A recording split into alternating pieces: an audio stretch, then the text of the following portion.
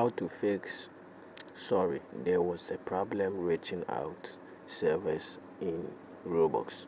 So I think people are finding it difficult to access roblox. So to fix this is what you have to do. Just go to your phone settings. So you try to find settings, then you tap on it. After that, scroll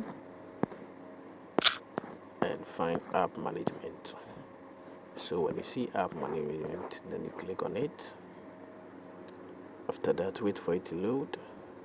When it loads, what you have to do next is to tap on see all apps. So let's tap on it. So after tapping on it, wait for it to load. And after loading, what you have to do next is to search for roblox. So roblox will be around this place. So it will be around this place. So this is roblox. So you tap on it. When you see it, what you have to do is to check the permissions. So you have to allow.